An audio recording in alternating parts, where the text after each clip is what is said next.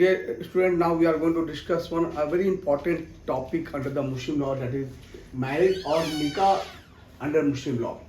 It is a very important topic under the every personal laws, be it a Hindu or Muslim or Christian, Jews and Parsi. In each and every personal law, marriage is considered to be a very important religious aspects of the any personal affairs matters. अगर आप देखें तो मुस्लिम निकाह भी जो है वो काफ़ी ट्रिकी इश्यूज है, और इसलिए जानना कि मुस्लिम निकाह में कौन कौन से वैलिड रिक्वायरमेंट्स होते हैं, कब कैसे निकाह जो है वो वैलिड बनता है, पक्षकारों की कैपेसिटी क्या होनी चाहिए और अदर लीगल एस्पेक्ट्स क्या होने चाहिए विवाह के संबंध में, तो we will discuss all this aspect under this video. First अगर हम देखें तो मुस्लिम निकाह जो है, अगर आप प्री इस्लामिक पीरियड में देखें तो प्री इस्लामिक पीरियड में जो मुस्लिम महिलाओं की स्थिति जो है वो काफ़ी दयनीय थी, काफ़ी इल इविल्स जो है वो और प्रैक्टिसेस जो है वो कंटिन्यू करता था प्री इस्लामिक पीरियड में. अगर इल इविल्स की बात करें तो buying of girls from the parents, लड़की के माता पिता को जो है लड़की के माता पिता से लड़की को खरीद के जो है उसके साथ सेक्सुअल एक्सप्लॉयटेशन कर फिर उस लड़की को वापस कर दिया जाता था. सेक्सुअल एक्सप्लॉयटेशन जो है वो रैम्पेंट था उस समाज में, और जो टेम्पोररी विवाह होता था कि कुछ दिनों के लिए, कुछ घंटों के लिए, जिससे कि म्यूता मैरिज भी काफ़ी बड़े पैमाने पर प्रचलन में था उस समय. और जो है कभी कभी एक ही दो बहनों से, तीन बहनों या कुछ ऐसे रिलेटिव के साथ निकाह किया जाता था जिसकी शादी जो है वो प्रोविटेड रिलेशनशिप की में आती थी, यानी कि एक व्यक्ति जो है दो बहनों के साथ शादी एक समय नहीं कर सकता था. इस तरह की भी शादियां जो है उस समाज में प्रचलन में थी. और विडो जो औरतें थी या उनकी भी तादाद काफ़ी ज़्यादा हुआ करती थी उस समाज में. तो ऐसी स्थिति में, और जब शादी के बाद कभी भी पति जो है वो अपने पत्नी को अबैंडन कर देता था, छोड़ देता था, इस तरह की तमाम कुरीतियाँ से जो है वो मुस्लिम समाज जो है खासकर औरतों का जो दयनीय स्थिति थी इस पर काफ़ी ज़्यादा वो प्रचलन में थी. इसी समय जो है मोहम्मद पैगंबर साहब का जन्म हुआ, और 609 से लेकर 632 में जो है समय समय पर जिब्राइल के माध्यम से उन पर प्रोफेट के ऊपर आकाशवाणी होती गई और उन्होंने समाज को बताया. उसके बाद जो है वो कुरान का उदय हुआ. कुरान के आने के पश्चात जो है मोहम्मद पैगंबर साहब ने मुस्लिम समाज में महिलाओं की दुर्दशा पर जो है काफ़ी वो मनन चिंतन करते थे. और इसीलिए ये कहा गया कि मुस्लिम समाज में मोहम्मद पैगंबर ने कहा कि ये उनका सुन्नत है कि हर एक मुस्लिम जो है वो विवाह करे, क्योंकि उनका ये मानना था कि अगर एक मुस्लिम जो है विवाह करेगा तो ऐसी स्थिति में जो है वो स्त्रियों को वाइफ का स्टेटस मिलेगा और वो समाज में उसकी स्थिति जो है वो काफ़ी अच्छी और इकोनॉमिकली वो काफ़ी स्ट्रेंथ हो जाएगी. दूसरी जो बात थी कि विडो महिलाओं की तादाद उस वक्त ज़्यादा थी, अतः पुरुषों की तुलना में महिलाओं की तादाद भी ज़्यादा हुआ करती थी. ऐसी स्थिति में मोहम्मद पैगंबर ने कहा कि एक पत्नी के रहते अगर पति को लगता है कि वो दूसरे के साथ बराबरी का दर्जा कर सकता है तो वो और समान राइट्स एंड ड्यूटीज़ दूसरी पत्नी को भी दे सकता है, तो एक के रहते वो दूसरी, तीसरी, और यहाँ तक कि उन्होंने मैक्सिमम 4 शादी तक की इजाज़त दी, ताकि उनका ये कहना था कि ज़्यादा से ज़्यादा अगर मुस्लिम वो मैरिज करके उसका मैरिज करेगा तो महिलाओं की स्थिति जो है उस समाज में सुदृढ़ हो जाएगी. अतः इस परिप्रेक्ष्य में जो है इस्लाम का उदय हुआ, और कुरान में और हदीस में जो है वो मुस्लिम मैरिज को एक पवित्र स्थान दिया गया, और कहा गया कि एक व्यक्ति को मैरिज करने के लिए ये सारी आवश्यकताएं जो है वो बताई गई.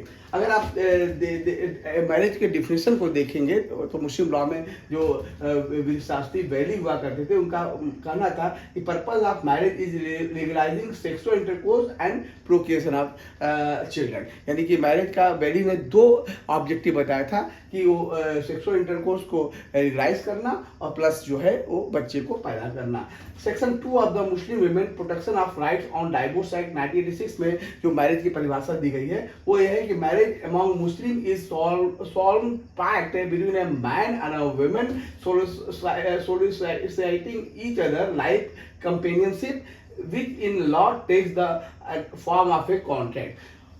जो सबसे अच्छी परिभाषा जो मुस्लिम लॉ में दिया गया, जो काफ़ी स्वरमान और काफ़ी प्रचलित परिभाषा है, वो है according to justice Mahmood in the case of Abdul Kadir versus Salima.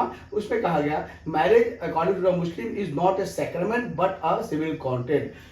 तो स्पष्ट कर दिया गया जस्टिस महमूद के द्वारा कि मुस्लिम लॉ में जो निकाह होता है वो हिंदू लॉ के जैसे सेक्रेमेंट नहीं होता है, संस्कार नहीं होता है, बल्कि वो टोटली प्योरली जो है सिविल कॉन्ट्रैक्ट होता है। और इस अधिनियम में, इस वाद में, यानी अब्दुल कादिर वर्सेस सलीमा के बाद में तमाम उन्होंने ऐसे फैक्ट्स रखे जिसके ऊपर ये सिद्ध हो गया कि मुस्लिम निकाह जो है वो प्योरली जो है वो कॉन्ट्रैक्ट होता है। अगर मुस्लिम, लेकिन इस पर काफ़ी विवाद हमेशा रहा है कि weather a Muslim marriage is a contract और अ सेक्रेमेंट। लेकिन जहाँ तक जो सुई है, वो अगर पूरे के पूरे विवाह को हम देखेंगे तो सुई जो है वो कॉन्ट्रैक्ट की तरफ ज़्यादा घूमती है, सेक्रेमेंट की तरफ कम घूमती है।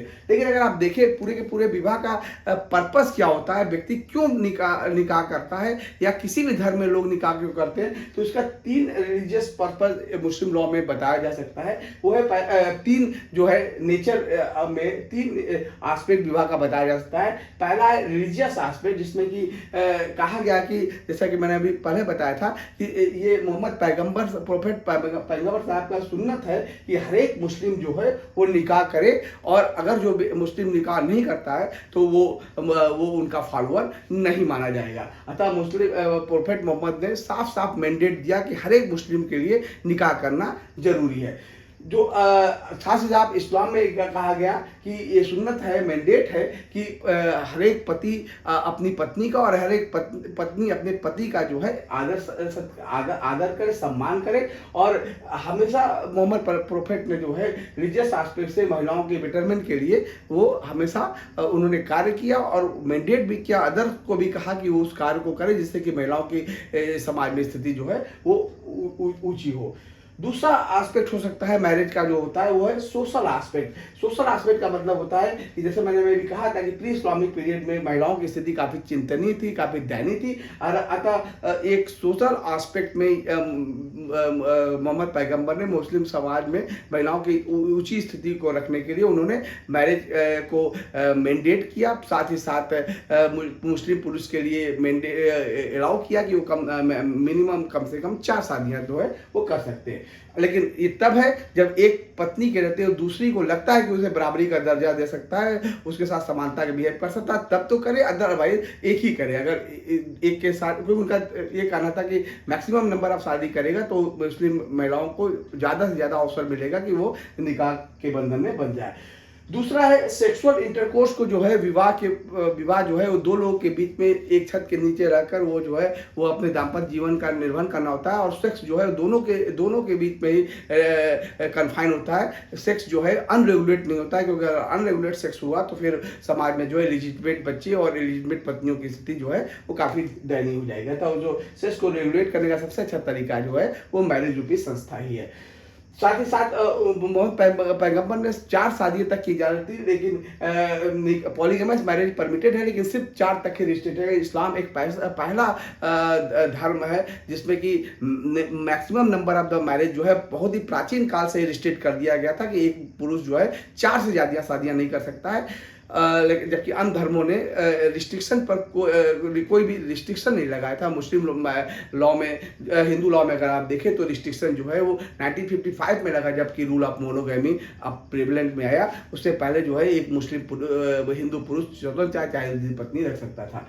अगर आप सोशल एस्पेक्ट को देखेंगे तो जो जनरेशन को आगे बढ़ाने के लिए भी निकाह करना जरूरी होता है कि वो जो फ्यूचर जो सोशल जो फैब्रिक हो वो कंटिन्यू करे। साथ ही साथ हर एक मुस्लिम निकाह में मेहर जो है वो इंग्रेडिएंट पार्ट अदा करता है। Without a mehr no Muslim marriage can be perform. So मेहर जो है वो 2 प्रकार का हो सकता है, स्पेसिफाइड, अनस्पेसिफाइड। अतः मुस्लिम विवाह अगर डिसॉल्व होता है या पति के मरने पर या विवाह विच्छेद पर, तो मुस्लिम पत्नियों को एक अच्छी खासी धनराशि जो है मेहर के रूप में मिल जाती है, जो कि हर मुस्लिम निकाह में मेहर जो है वो फिक्स होता है। अगर आप लीगल तीसरा अगर हम देखें तो लीगल एस्पेक्ट देखें, जो कि दैट इज वेरी इंपॉर्टेंट। लोग जो जस्टिस महमूद ने भी कहा, जस्टिस महमूद ने भी अब्दुल कादिर वर्सेस सलीमा के बाद में कहा गया था कि जो लीगल एस्पेक्ट होता है वो ज़्यादा फेवर करता है मुस्लिम निकाह में, क्योंकि अगर आप निकाह को देखें तो कॉन्ट्रैक्ट में एक ऑफर होना चाहिए, एक एक्सेप्टेंस होता है, एक कंसिडरेशन होता है। उस वजह से मुस्लिम निकाह में भी एक तरफ से इजाब होता है, दूसरे तरफ से कबूल होता है, और एक मेहर जो है विवाह का कंसिडरेशन होता है। साथ ही साथ अगर आप लीगल एस्पेक्ट को देखें कि कॉन्ट्रैक्ट जो है कभी भी किसी भी पार्टी के द्वारा डिसॉल्व किया जाता है, उसी वजह से मुस्लिम निकाह भी जो है हस्बैंड के न्यूट्रल पावर है कि कभी भी पत्नी को डाइवोर्स देके वो कॉन्ट्रैक्ट को रद्द कर दे सकता है। साथ ही साथ अगर कॉन्ट्रैक्ट डिसॉल्व किया जाता है एक पार्टी के द्वारा तो कंपनसेशन दिया जाता है। उसी तरह से विवाह में भी अगर पति ने डिसॉल्व किया है तो वो मेहर की धनराशि के रूप में वो पत्नी को एक भारी भरकम अमाउंट देता है। तो लेकिन साथ ही साथ अगर आप कॉन्ट्रैक्ट को डिसिमिलरिटी को देखें, कुछ ऐसे आयाम हैं, कुछ ऐसे इंग्रेडिएंट है मुस्लिम लॉ में जो इसे कॉन्ट्रैक्ट से अलग बनाते हैं। जैसे कॉन्ट्रैक्ट में अगर आप देखें तो पार्टी जो है वो कोई भी कॉन्ट्रैक्ट में पार्टी का मेजर होना, साउंड माइंड होना जरूरी होता है। लेकिन अगर आप मुस्लिम मैरिज को देखेंगे तो पार्टी अनसाउंड माइंड की भी हो सकती है और पार्टी माइनर भी हो सकती है। दोनों स्थितियों में consent of the guardian shall B essential requirement. तो अतः अंडर एज मैरिज भी परमिटेड है, जबकि अंडर एज कॉन्ट्रैक्ट जो है परमिटेड नहीं है। जबकि कॉन्ट्रैक्ट जो है दूसरा अगर आप देखें तो contract can be dissolve by any party, लेकिन यहाँ पर मुस्लिम मैरिज जो है उसी पति के द्वारा डिसॉल्व किया जाता है, पत्नी के द्वारा डिसॉल्व नहीं किया जाता था। जबकि कॉन्ट्रैक्ट में अगर आप देखें तो कोई स्टेटस नहीं दिया जाता है, जबकि निकाह के बाद जो है status of husband and wife को मिलता है। अगर कॉन्ट्रैक्ट में देखेंगे तो कोई राइट ऑफ इनहेरिटेंस नहीं मिलता है, जबकि निकाह में जो है वो राइट ऑफ इनहेरिटेंस मिलता है। यानी एक दूसरे की प्रॉपर्टी में अगर कोई व्यक्ति मरता है तो दूसरे प्रॉपर्टी को हिस्सा दूसरे जो है उसकी प्रॉपर्टी को हिस्सा प्राप्त करता है। तो जबकि एक लास्ट देखेंगे कि any person can enter into contract, लेकिन अगर मुस्लिम निकाह को देखेंगे कुछ ऐसे लीगल इम्पेडिमेंट है जब शादियां जो है दो लोगों के बीच में प्रोहिबिटेड होती है, टोटली नल एंड वाइड होती है अगर मैरिज परफॉर्म की जाए। तो कुछ ऐसे डिससिमिलरिटीज भी हैं जो कॉन्ट्रैक्ट उसको नहीं भी बनाते। तभी मैं बोल रहा था कि प्योरली कॉन्ट्रैक्ट करना बहुत अच्छी बात नहीं होगी मुस्लिम निकाह को।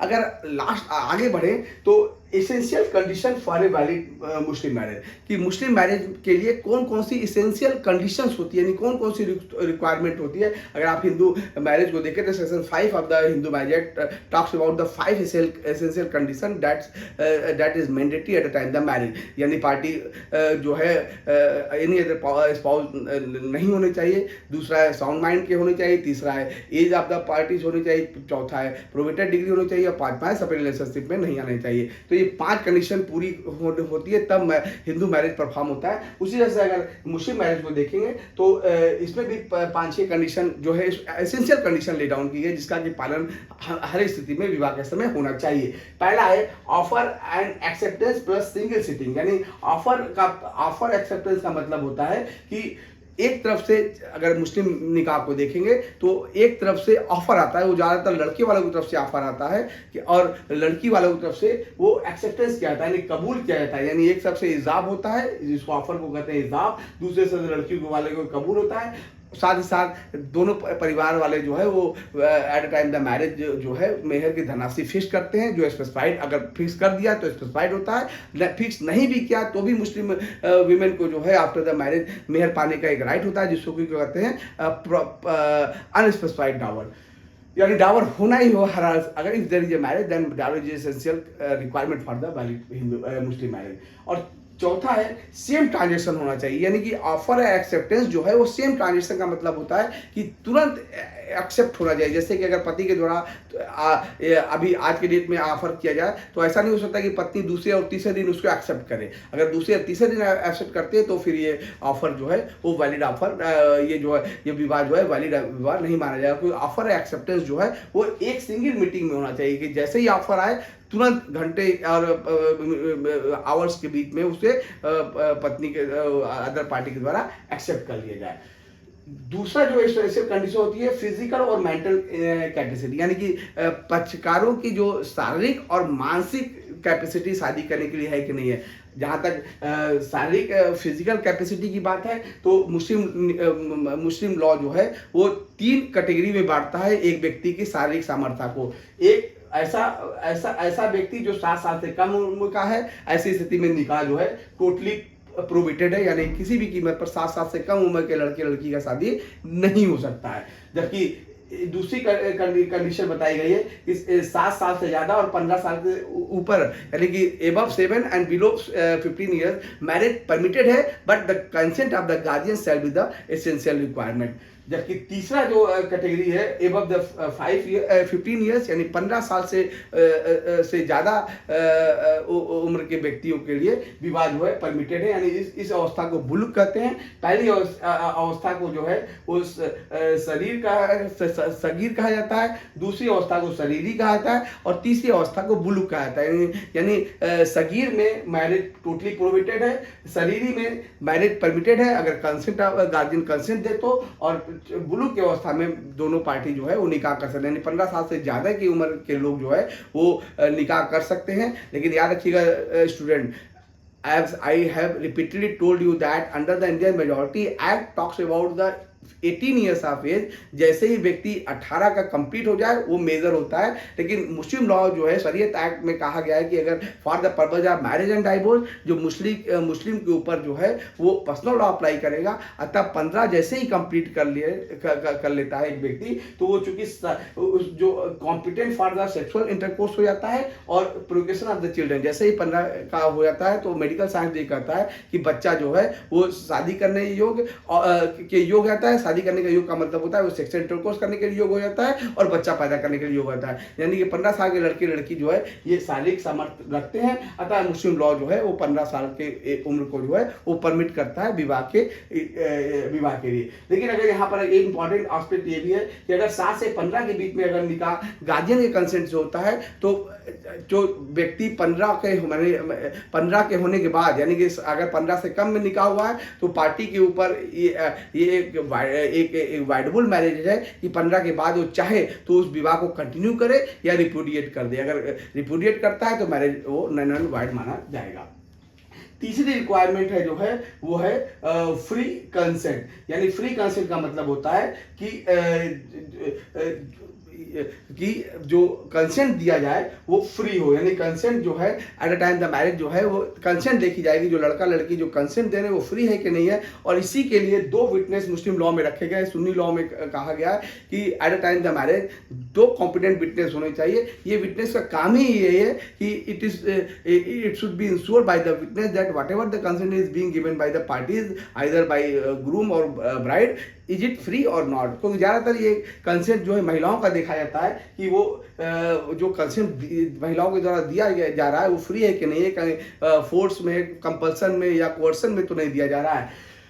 ये कंसेंट या तो एक्सप्रेस हो सकता था या इम्प्लाइड हो सकता है। लेकिन अगर यदि अगर कंसेंट जो है कोर्सन में, कंपल्सन में या मिस्टेक ऑफ फैक्ट और लॉ के आधार पर दिया जाए, तो सिया में ऐसा कंसेंट जो है वो वैलिड कंसेंट नहीं माना जाएगा और निकाह जो है वो वाइड हो जाएगा। जबकि सुन्नी लॉ के हनाफी स्कूल्स में ये कहा गया है कि अगर कंसेंट कंपल्सन में या कोर्सन में भी दिया जाए तो भी वो वैलिड रहता है। लेकिन और उसके पीछे लॉजिक दिया जाता है कि अगर कोई व्यक्ति कटपटी पर रख के ये कहता है कि अगर या तो निकाह करो या तो फिर गोली खाओ, तो अगर आपके पास ऑप्शन है या तो आप निकाह करें या गोली खाए। अगर आपने ऑप्शन एक चुना है कि वो गोली खाएगा तब तो गोली खा ले, अगर वह निकाह करता है तो फिर वो निकाह वैलिड होगा, क्योंकि आपका ऑप्शन था, आपने जो ऑप्शन चूज किया उसी पर हनाफी विधि जो है उससे वैलिड मानता है। जबकि हनाफी विधि के अन्य शाखाएं सफाई, हनबली और जो है अन्य शाखाएं जो है इसे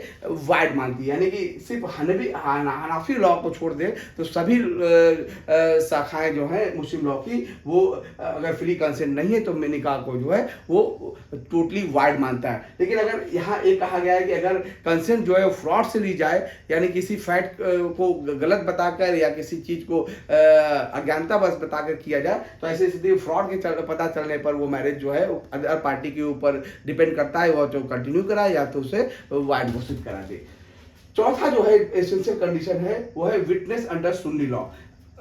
दोस्तों जो शिया लॉ ये कहता है कि विवाह विच्छेद के समय 2 विटनेस रहने चाहिए, जबकि सुन्नी लॉ ये कहता है कि विवाह के समय 2 विटनेस होने चाहिए। ये जो 2 विटनेस इसलिए इंश्योर किया गया है कि ये विटनेस इस बात को तस्दीक करे कि निकाह जो हुआ है और जो कंसेंट दिया गया है वो वैलिड कंसेंट है in the I of law. जो जो जो विटनेस है वो दोनों सभी विटनेस जो है वो मुस्लिम होने चाहिए और सभी विटनेस जो है मेजर होने चाहिए। यहाँ age of majority shall be govern under the Indian majority act which is, क्योंकि यहाँ बात विटनेस की है, मैरिज डाइवोर्स की नहीं है बल्कि विटनेस होने की है, अतः यहाँ age of majority shall be the 18 years. साथ ही साथ जो विटनेस के लिए कहा गया है कि 2 मेल हो तो अच्छा है, 2 मेल ना हो तो 1 मेल की जगह 2 फीमेल हो सकती है, लेकिन किसी और 2 फीमेल भी वही होंगे जो दोनों सभी मुस्लिम होने चाहिए और मेजर होने चाहिए इंडियन मेजॉरिटी एक्ट के अंतर्गत। साथ ही साथ इसका तात्पर्य कतई नहीं है कि 4 मुस्लिम महिलाएं हो और 1 भी पुरुष ना हो। अगर ऐसी स्थिति में वो विटनेस जो है वो विटनेस नहीं माना जाएगा और निकाह जो है वो वैलिड निकाह नहीं माना जाएगा। पांचवी हालांकि जनरल कंडीशन है कि मेहर होने चाहिए eight the time the marriage. अगर मेहर नहीं भी है तो भी मुस्लिम निकाह बगैर मेहर के नहीं हो सकता है। And the last that is very important that is legal disability. जाने से पहले हम लोगों को एक बात जाननी जरूरी होगी, वो ये है कि मुस्लिम लॉ में जो है वो काइंड्स ऑफ मैरिजेस हुआ करते थे। हिंदू लॉ में सिर्फ एक वैलिड मैरिज हुआ करता था, जबकि मुस्लिम लॉ में देखें तो काइंड्स ऑफ मैरिजेस हुआ करती थी और ये दोनों ही सेक्ट्स में अलग अलग नियम थे। जहाँ तक सुन्नी लॉ का सवाल है तो 3 प्रकार के मैरिजेस हुआ करते थे। एक प्रकार जिसको कहते थे वैलिड निकाह, जिसको सही कहा जाता था। दूसरा मैरिज होता था इरेगुलर निकाह, जिसे फासिद कहा जाता था, और तीसरा निकाह जो था वो वाइड निकाह, जिसे बातिल कहा जाता था। जबकि सियाज में जो है इरेगुलर मैरिज की जगह जो है वो मुता और टेम्पोररी निकाह को जो है मान्यता दी गई थी। जहाँ तक वैलिड निकाह है, जो सारे कंडीशंस जो बता रहे हैं, अगर वो फुलफिल्ड होकर कोई निकाह होता है तो उसे हम लोग कहते हैं वैलिड निकाह है। अगर लेकिन सुन्नी लॉ में जो है एक दूसरे प्रकार का निकाह होता है जिसको कहते हैं इरेगुलर निकाह। Irregular name itself indicate that there is irregularities in this marriage, यानी कि मैरिज ऐसा है जिसमें कुछ इरेगुलरिटीज है और ये इरेगुलरिटीज ऐसी होती है जिसको कि रिमूव किया जा सकता है। अगर रिमूव हो जाता है तो वो इरेगुलरिटीज जो है वो निकाह जो है वो रेगुलर निकाह में बदल सकता है। लेकिन अगर ये भी हो सकता है कि ये इरेगुलरिटीज कभी भी दूर ना हो और तो जीवन भर तक ये निकाह जो है वो इरेगुलर निकाह बना रहेगा। लास्ट में हम देखेंगे कि लीगल कॉन्सिक्वेंसेस क्या होते हैं वैलिड और इरेगुलर निकाह के। तो जहाँ तक इरेगुलर निकाह होता है वो एक प्रकार का वैलिड निकाह होता है, लेकिन इरेगुलरिटीज उसमें रहती है। ये इरेगुलरिटीज जब तक रिमूव नहीं होती है, अगर रिमूव हो जाती है, ये ऐसी होती है जो रिमूव हो भी सकती है। जैसे कि एक पति जो है वो 4 पत्नी के रहते वो 5वीं शादी करता है। ये इरेगुलरिटीज जो है वो रिमूव हो सकती है अगर पति जो है चारों में से किसी एक को तलाक दे दे तो 5वीं जो है चौथी में आ जाएगी, या फिर चारों में से कोई एक की डेथ हो जाती है तो 5वीं जो है चौथी में आ सकती है और निकाह जो है वो रेगुलर हो जाएगा। तो इस तरह से इरेगुलरिटीज की बात की गई है। जहाँ तक सिया में है जो 3 प्रकार के निकाह होते हैं, मुता जिसमें कि सिया जो है वो इरेगुलर मैरिज को मान्यता नहीं देता है, जबकि सुन्नी जो है वो मुता और टेम्पोररी मैरिज को मान्यता नहीं देता। हालांकि टेम्पोररी मैरिज को अब जो है पहले अरब के समाज में ये प्रचलन में था, आज पूरे दुनिया में किसी भी देश में मुता और टेम्पोररी मैरिज को जो है मान्यता नहीं दी गई है। तो इसी परिप्रेक्ष्य में अगर आप देखें तो रिलेटिव इनकैपेसिटी के जितने भी इनकैपेसिटीज हैं वो जो है इरेगुलर निकाह की बात करते हैं, यानी फासिद निकाह की बात करते हैं। तो जहां पर लीगल डिसेबिलिटीज की बात की गई है तो हम पूरे लीगल डिसेबिलिटीज को जो है वो 4 डिफरेंट क्लास में बांट सकते हैं। पहला है एब्सोल्यूट इनकैपेसिटी, दूसरा है रिलेटिव इनकैपेसिटी, तीसरा है प्रोबेटेड रिस्ट्रिक्शन और चौथा है that restriction. One by one we will discuss all the incapacities. पहला है absolute incapacity. For your kind information dear student that if the marriage fall under this category then marriage will be declare null and void, यानी कि इस marriage को किसी भी तरह से लीगलाइज नहीं किया जाता। ये मैरिज जो है वो पूरी तरह से वाइड हो जाएगा। और ये वाइड में सबसे पहला ये एब्सोल्यूट इनकैपेसिटी भी 3 प्रकार के हो सकते हैं। पहला है बार ऑफ कंsanguinity, दूसरा है बार ऑफ एफिनिटी और तीसरा है fosterage relationship. First we will see that bar of consanguinity. Muslim जो है वो कुछ ऐसे सगे संबंधी हैं जिसके साथ अगर वो शादी करता है तो वो 12 कंस्यूमिनिटी में आता है। और यहाँ रिलेशनशिप को स्पष्ट तौर पर बताया गया है कि किन किसके साथ उसकी शादी जो है वो हराम है। जैसे कहा गया है कि तुम्हारी माताएं, पुत्रियां, बहनें या तुम्हारी बुआएं और तुम्हारी मौसियां, भतीजियां और भांजियां तुम्हारे लिए हराम है। इस्लाम में टोटली जो है इन लोग साथ मैरिज जो है वो रिस्ट्रिक्टेड किया गया है। इसको और आसानी से समझना है तो हम उसको दो भागों में बांट सकते हैं। एक, अगर मुस्लिम मेल है तो वो अपने फीमेल रिलेटिव के साथ, निन रिलेटिव के साथ वो शादी करता है तो टोटली जो है 12 कंस्यूमिनिटी में आएगा और ये मैरिज वॉइड हो जाएगा। ये एक मेल जो है अपनी माता, अपनी दादी, अपनी नानी, अपनी बुआ, अपनी मौसी, अपने पिता की बुआ या पिता की मौसी या माता की बुआ या माता की मौसी, अपनी सगी सौतेली सहोदर बहन, अपनी पुत्री, अपनी पौत्री या पुत्री की बेटी या भाई की पुत्री या बहन की पुत्री के साथ एक पुरुष जो है वो निकाह नहीं कर सकता है। उसी तरह से एक महिला जो है अपने पिता, अपने दादा, अपने नाना, अपने चाचा, अपने पापा, अपने पिता के चाचा, पिता के मामा, माता के चाचा, माता के मामा, भाई, सगा सौतेला सहोदर, अपने पुत्र, अपने पौत्र या अपनी नाती या अपना भतीजा या अपने भांजा के साथ अगर शादी करती है तो शादी 12 कंस्यूमिनिटी आ गई है और ये शादी जो है टोटली जो है वो वाइड हो जाएगी। यानी कि कोई भी मुस्लिम मेल और फीमेल जो है इन रिलेटिव के साथ शादी नहीं कर सकता है। साफ साफ स्पष्ट तौर पर कुरान और हदीस में टोटली प्रोहिबिटेड किया गया है।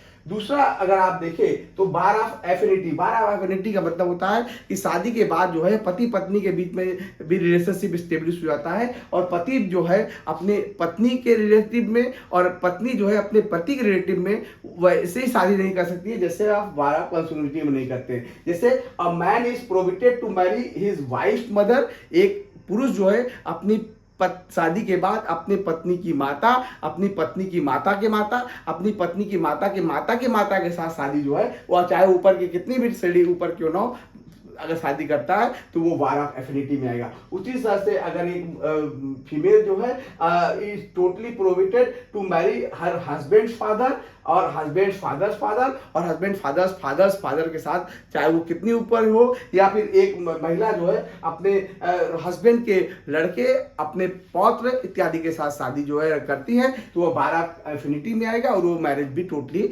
जो है वो वाइड हो जाएगा।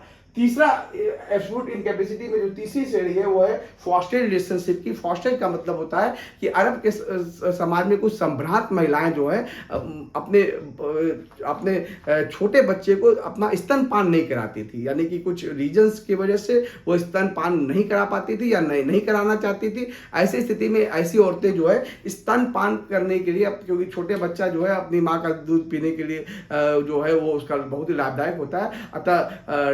अतः जो अरब की महिलाएं थी, कुछ संभ्रांत महिलाएं थी, वो अपने छोटे बच्चों को स्तन पान न करा के किसी दूसरे औरत को हायर करती थी और दूसरी औरत जो है ये बच्चे को दूध पिलाती थी, अपना स्तन पान कराती थी। तो अगर किसी औरत ने 2 साल से कम, रिस्ट्रिक्शन है 2 साल से कम उम्र के किसी बच्चे को अपना स्तनपान कराया है तो उस बच्चे में और उस माँ में वैसे ही रिलेशनशिप हो जाएगा जैसे 12 कंस्यूमिनिटी के अंतर्गत आ जाएगा और वो बच्चा अपने उस माँ के जो स्तनपान कराया उसके किसी भी रिलेटिव के साथ वैसे ही शादी नहीं कर सकता जिस तरह से 12 कंस्यूमिनिटी में वो नहीं कर पाता है। तो 3 ऐसे इनकैपेसिटी बताए गए हैं जिसमें कि अगर कहीं पर भी किसी का वायलेशन होता है तो फिर ये मैरिज जो है वो वाइड हो जाएगा। दूसरा जो इनकैपेसिटी बताया गया वो है रिलेटिव इनकैपेसिटी, और ये जो है सुन्नी लॉ में जो इरेगुलर मैरिज है हम इसी रिलेटिव इनकैपेसिटी की बात कर रहे हैं। याद रखिएगा दोस्तों, सुन्नी लॉ जो है इसे इरेगुलर मैरिज मानता है, जबकि सिया जो है चूंकि इरेगुलर मैरिज को मान्यता नहीं देता है, अतः सिया जो है ऐसे मैरिज को जो है वो वाइड मैरिज मानता है।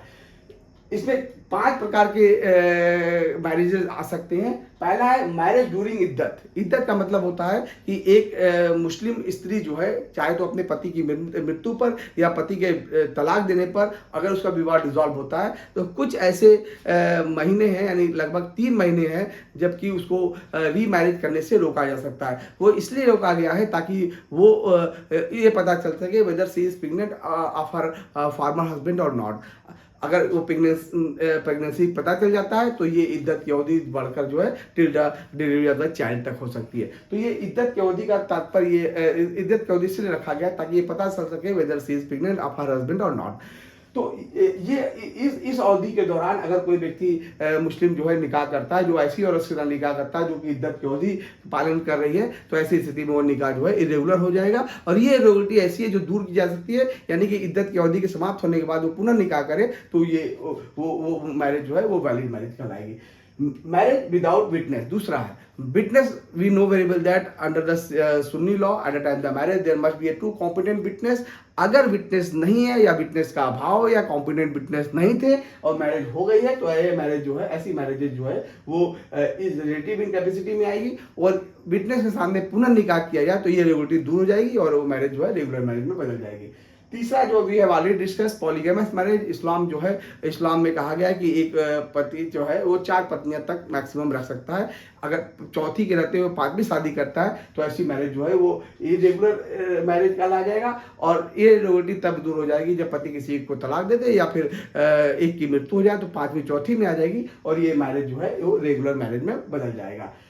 चौथा है अनलॉफुल कंजंक्शन। अनलॉफुल का कंजंक्शन का मतलब होता है कि शादी के पश्चात जो है अपने, जैसे कि अभी हम लोग बात कर रहे थे 12 एफिनिटी में, तो अगर कोई पुरुष जो है, कोई मुस्लिम पति जो है वो एक समय में अपनी पत्नी की किसी बहन के साथ शादी नहीं कर सकता है, यानी एक समय में 2 सगी बहनों के साथ शादी जो है वो 12 अनलॉफुल कंजंक्शन में आ जाएगा। या किसी पत्नी के किसी ऐसे रिलेटिव के साथ शादी नहीं कर सकता है जो 12 पे एफिनिटी में आए, और ऐसा करता है तो ये इरेगुलर मैरिज हो जाएगा। और ये इरेगुलरिटी तभी दूर हो सकती है जब या तो 2 सगी बहनों से एक को वो तलाक दे दे या एक की डेथ हो जाए, तब ये इरेगुलरिटी दूर हो सकती है। या फिर लास्ट है डिसिमिलरिटी इन रिलीजन।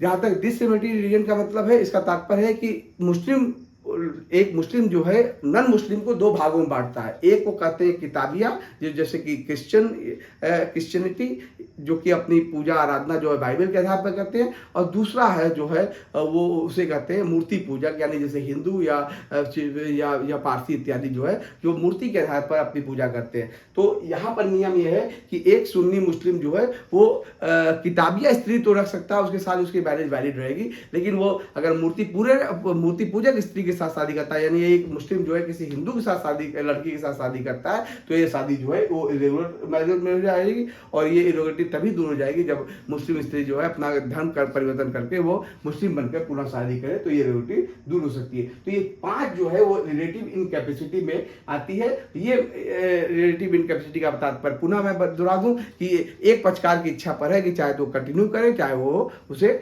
डिसॉल्व करते, या वो रेगुलरिटी अगर सॉर्टेड आउट हो जाती है तो वो मैरिज जो है वो रेगुलर मैरिज बन जाएगा। ये भी हो सकता है कि रेगुलरिटी कभी दूर ना हो, वो मैरिज हमेशा जीवन भर तक के लिए वो इरेगुलर मैरिज बना रहे। तीसरा है प्रोहिबिटेड रिस्ट्रिक्शन। प्रोहिबिटेड रिस्ट्रिक्शन का मतलब है ये शादी किसी भी तरह से अलाउड नहीं है, यानी ये वाइड मैरिज है। ये एक ही इसका ग्राउंड है कि अगर कोई पत्नी जो है अपने एक पति के रहते किसी दूसरे पुरुष के साथ शादी करती है, तो ऐसी शादी जो है किसी भी धर्म में अलाउड नहीं है, क्योंकि ऐसे स्थिति में पेरेंटेज के संबंध में बहुत बड़ा क्वेश्चन उठ जाएगा। अतः कोई भी धर्म जो है एक स्त्री को एक पति रहते दूसरी पुरुष के साथ शादी करने की इजाजत नहीं देती है। और लास्ट है डाइटिव रिस्ट्रिक्शन। डाइटिव रिस्ट्रिक्शन एक प्रकार से रिलेटिव इनकैपेसिटी में आती है। और डाइटिव रिस्ट्रिक्शन यहाँ पर 2 प्रकार के हैं। मैरिज ड्यूरिंग हज, कोई भी मुस्लिम जो है अगर वो रिलीजियस पर्पज से किसी यात्रा पर जा रहा है या फिर हज करने जा रहा है, तो ऐसी स्थिति में कहा जाता है कि वो मैरिज इत्यादि से अपने आप को रिफ्रेन करे। लेकिन अगर हज के दौरान अगर कोई शादी करता है तो ये मैरिज जो है इरेगुलर मैरिज में बदल जाएगा। और हज यात्रा के समाप्त करने के बाद अगर पुनः वो निकाह करता है तो वो निकाह जो है रेगुलर मैरिज में बदल जाएगा। दूसरा है निकाह विद प्रेग्नेंट वुमेन। कभी भी मुस्लिम जो है ये कहता है कि अगर कोई मुस्लिम पुरुष अगर किसी ऐसी स्त्री के साथ विवाह करता है जो कि प्रेग्नेंट है, तो ऐसी स्थिति में ये मैरिज रिलेटिव इनकैपेसिटी में आएगा और ये रिलेटिव दूर हो जाएगी जब वो प्रेगनेंसी के बाद जो है वो पुनः निकाह करे। याद रखिएगा दोस्तों, मैं पुनः बता दूं कि ये 4 और 2 6 ऐसे सुन्नी लॉ में ये मैरिजेस होते हैं जो कि इरेगुलर होते हैं, और ये रेगुलर ऐसे होते हैं जो सॉर्टेड आउट हो सकते हैं, और अगर सॉर्टेड आउट हो गए तो ये वैलिड मैरिज में बदल जाता है, सॉर्टेड आउट नहीं होंगे तो ये इरेगुलर मैरिज में बना रहेगा। इसके कॉन्सिक्वेंसेस क्या होंगे we will discuss in later on. याद रखिएगा ये 4, 5 और 2, 7 जो ग्राउंड्स हैं उसको शिया कतई मान्यता नहीं देता। शिया का कहना है अगर ये इन 7 कंडीशन में अगर मैरिज हो रही है तो ये मैरिज जो है शियाज में जो है वो टोटली वैलिड घोषित की जाएगी, क्योंकि शिया जो है वो रिलेटिव इनकैपेसिटी या इरेगुलर मैरिज को मान्यता नहीं देता है, साफ साफ स्पष्ट कहा गया। तो ये कुल मिला के जो ऐसे रिस्ट्रिक्शन है जो कि इम्पोज किए गए हैं एक मुस्लिम पर at a time the marriage, अगर इसमें आएंगे तो मैरिज, अगर शूट में आएंगे तो मैरिज टोटली वॉइड हो जाएगा, रिलेटिव में आएंगे तो मैरिज इरेगुलर बन जाएगा, प्रोविटेड में आएंगे मैरिज वॉइड हो जाएगा, डायरेक्टिव में आएंगे मैरिज इरेगुलर बना रहेगा। अब आइए लास्ट जो हम लोग देखते हैं कि what is the difference between the legal consequences of the valid and irregular marriage. जैसे कि हम लोग जानते हैं कि प्रत्येक वैलिड मैरिज में जो है काफी राइट्स एंड ड्यूटीज, अगर if it is prove that marriage is a valid marriage then so many rights and duties emerge between the parties. जो पहला जो है राइट्स इमर्ज करेगा वो होगा after the marriage status of the husband and wife will be given by the society के द्वारा पति और पत्नी को स्टेटस मिलता है अगर वैलिड मैरिज होगा। अगर ये वैलिड मैरिज हो जाएगा या होता है तो फिर सेक्सुअल इंटरकोर्स पार्टी के बीच में जो है वो वैलिड सेक्सुअल इंटरकोर्स माना जाएगा, और ऐसे सेक्सुअल इंटरकोर्स से अगर कोई बच्चा पैदा होता है तो वो eligible child of their parents माना जाता है। During the course of marriage one party died and other will have a right to get share as a inheritance के अंतर्गत उसको शेयर मिलेगा, और during the course of marriage अगर बच्चा पैदा होता है तो वो बच्चा जो है अपने माता पिता की प्रॉपर्टी में भी हिस्सा प्राप्त करता है। पत्नी को अगर वैलिड मैरिज रहेगा पत्नी को मेहर प्राप्त करने का अधिकार है, जो कि मुस्लिम लॉ में कहा गया कि at the time the marriage there must be a mehr fixed by the parents of their parties. और लास्ट है अगर ये सिद्ध हो जाए कि वैलिड मैरिज है तो फिर वो मेंटेनेंस प्राप्त करने का पत्नी जो है वो मेंटेनेंस प्राप्त करने के अधिकारी होते हैं। ये सारे लीगल कॉन्सिक्वेंसेस जो है वो इरेगुलर मैरिज में भी वैसे ही होते हैं। इरेगुलर मैरिज में बस 2 अंतर कहा गया है कि, और अंतर ये कहा गया है कि सेक्सुअल जो मैरिज होगा वो जो स्टेटस होगा हस्बैंड एंड वाइफ का मिलेगा, सेक्सुअल इंटरकोर्स भी वैलिड रहेगा, लेजिटिमेट चिल्ड्रन भी कहलाया जाएगा। लेकिन right of during the course of marriage if one party died other has no right to get share, यानी कि इरेगुलर मैरिज होगा तो विवाह के दौरान जो है अगर किसी एक पार्टी की डेथ होगी तो दूसरे को कोई हिस्सा नहीं मिलेगा। और मेहर जहां तक है अगर सेक्सुअल इंटरकोर्स नहीं हुआ है तो मेहर नहीं मिलेगा। अगर सेक्सुअल इंटरकोर्स शादी के पश्चात हो चुका है और मैरिज इरेगुलर है तो ऐसी स्थिति में जो स्पेसिफाइड मेहर और अनस्पेसिफाइड मेहर में जो भी कम होगा वो इस औरत को वो पत्नी प्राप्त करने के इंटाइटल होंगे। तो by and large you can say that कि सारे लीगल कॉन्सिक्वेंसेस उसी तरह से कुछ थोड़े बहुत अंतर जो है जो during the course of marriage अगर one party died then other has no right under the irregular marriage. तो कुल मिलाकर ये जो लीगल कॉन्सिक्वेंसेस है, अगर मैरिज वाइड रहेगा तो कोई भी स्टेटस जो है वो पार्टी को नहीं मिलेगा। यानी अगर मैरिज इस कैटेगरी में आ रहा है bar of consanguinity, bar of affinity and fosterage, तो ऐसी स्थिति में कोई भी राइट्स एंड ड्यूटीज जो है पार्टी के बीच में इमर्ज नहीं करेगा। और अगर आप लास्ट में देखते हैं तो एक विवाह एक मैरिज को मान्यता दी गई थी सिया लॉज में, वो है मुता मैरिज को। मुता मैरिज का मतलब होता है कि सुख भोगने का मैरिज होता है। हालांकि अब शायद ही किसी कंट्री में जो है ये मैरिज परमिटेड किया जाए। इस्लाम में कहा गया था कि अरब के समाज में कभी कभी जो है व्यापार के सिलसिले में एक पुरुष जो है एक स्थान से दूसरे स्थान तक जाता था, जो ऊंट की सवारी होती थी, काफी समय लगता था कि स्थान से दूसरे, मक्का से मदीना और मदीना से शारजाह या कहीं कहीं स्थानों पर वो काफी महीनों और सालों लगते थे। ऐसी स्थिति में उस समय ये मान्यता इस प्रकार के मैरिज को मान्यता दी गई थी, क्योंकि एक पुरुष जो है वो सेक्सुअल डिजायर जो है वो ह्यूमंस की नीड्स होती है। अतः वो मुस्लिम पुरुष जो है उसको ये अधिकार दिया गया था कि वो इस प्रकार के मैरिजेस वो कर सकता था। ये मैरिज जो है का जो सबसे खास बात ये होती थी कि स्त्री जो है वो भारी भरकम रकम जो है मेहर के रूप में फिक्स करती थी। इसके एवज में अपना वो जो है अपना जो शरीर जो है वो पुरुष को देती थी, और पुरुष जो है सेक्सुअल इंटरकोर्स करने के लिए ऐसे शादी करता था। यहाँ पर जो सबसे आवश्यक चीज थी कि शादी की अवधि फिक्स थी, एक दिन, एक हफ्ते, एक साल, एक महीने या 4 महीने, और यानी ऐसी शादी जिसमें कि अवधि फिक्स्ड हो, वह वो ऐसा मैरिज जो है वो मूता मैरिज कहलाता था। यानी ये सुख भोगने का मैरिज था, और ये जैसे ही अवधि समाप्त होती थी वो मैरिज जो है वो डिसॉल्व हो जाता था। लेकिन अगर निश्चित अवधि के बाद भी विवाह कंटिन्यू करता था तो ऐसे स्थिति में वो जो है वो ऐसा विवाह जो है वो रेगुलर मैरिज की श्रेणी में माना जा सकता था। यहाँ पर जो है जो आज के डेट में ये इस प्रकार की मैरिज को जो है कोई भी मुस्लिम कंट्री जो है मान्यता नहीं देता है, क्योंकि आप वो पर्पज नहीं है कि एक स्थान से दूसरे स्थान में जाने में बहुत ही समय लगे और हर जगह पर जो है इस तरह के मैरिज जो करे, वो इसकी इजाज़त जो है वो मुस्लिम समाज अब जो है स्पेशली भारत में तो कतई नहीं देता है। तो कुल मिला के ये इस प्रकार का जो है पूरा का पूरा जो मैरिज का जो सेटअप है वो मुस्लिम लॉ में है बनाया गया है, जो कि आज भी मुस्लिम के ऊपर जो है ये बाध्यकारी रूप से चला आ रहा है। और एक Muslim at the time the marriage इन सारी कंडीशन को जो है वो फॉलो करता है। इसलिए कहा जाता है कि जैसे कि जस्टिस महमूद ने कहा था कि मुस्लिम marriage is totally purely the accounted, क्योंकि उसमें ऐसे कुछ कंडीशन बताए गए हैं जो कि बहुत ही आवश्यक है और उसका पालन करना हर एक मुस्लिम के लिए जरूरी है। Thank you.